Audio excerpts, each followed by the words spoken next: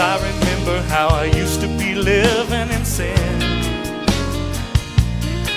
Well, I tried to act happy and free, but I wasn't within.